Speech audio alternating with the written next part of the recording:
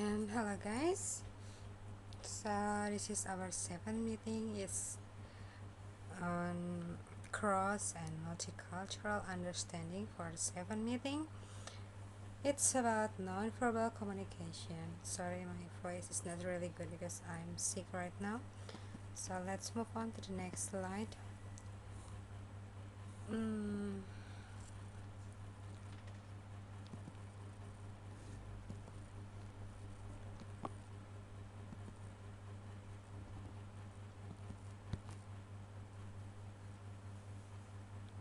so this is about an hypothetical and perhaps exaggerated episode was extended to demonstrate a view of the many and several ways nonverbal communications affect your life. In our little drama, it was assumed, and rightly so, that the interviewer would have positive responses to your nonverbal messages of punctuality, grooming, apparel, expression, handshake, odor, and the like. But what what would this same behavior be successful if you were applying for a position in another country? And the answer is no. Before we explain our negative response, however, we ask you to reflect on a few more nonverbal examples.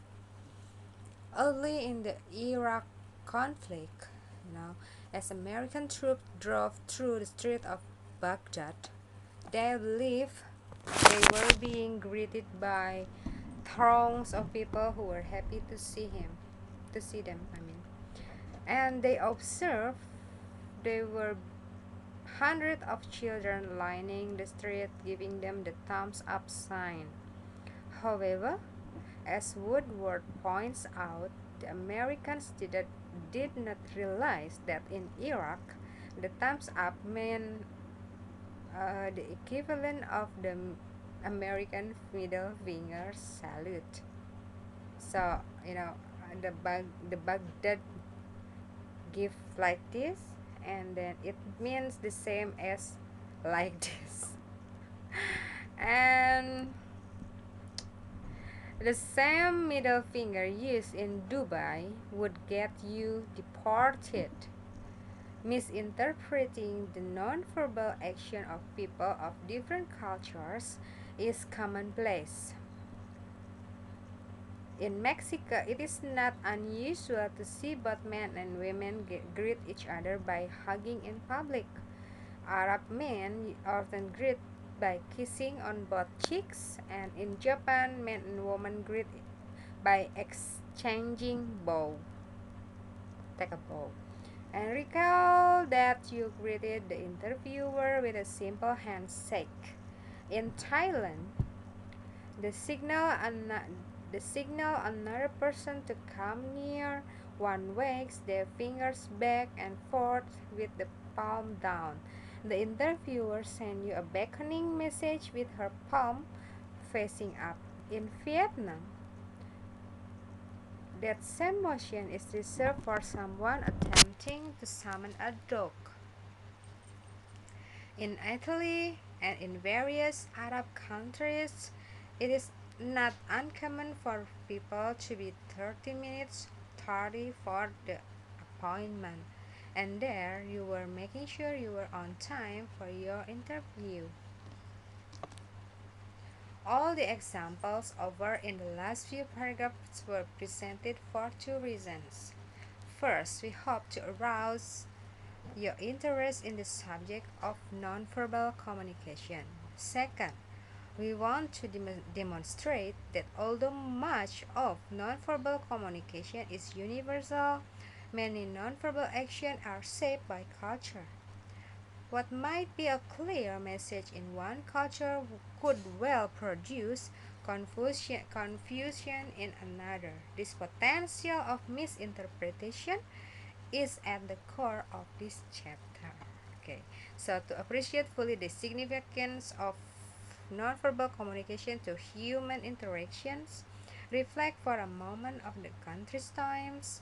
Beside employment interviews that you send and receive nonverbal message, Bandlan highlights some of those occasions. Many and sometimes most of the critical meanings generated in human encounters are elicited by touch, clench, vocal nuance, gestures, or facial expression with or without the aid of words. From the moment of recognition until the moment of separation, people observed each other with all their senses, hearing pause and intonation, attending to dress and carriage, observing glance and facial tension, as well as noting word choice and syntax. Every harmony or disharmony of signals guides the interpretations of passing modes or enduring attributes. Out of the evaluation of kinetics, vocal and verbal cues, decisions are made to argue, to love and plus, to relax or resist, or to continue or cut off conversation. And then let's move on to the function of nonverbal communication. Not only is nonverbal communication present and an essential ingredient in human interactions, it also occurs for specific reasons. Examining a view of those reasons will illustrate why any study of intercultural interaction must include information about nonverbal communication. Expressing internal states. Nonverbal communication is important because people use this message system to express ideas, attitudes, feelings, and emotion.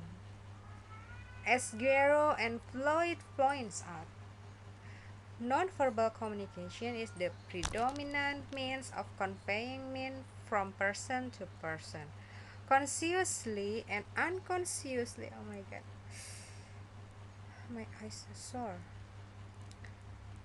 Intentionally and unintentionally, people make important judgment concerning your internal state by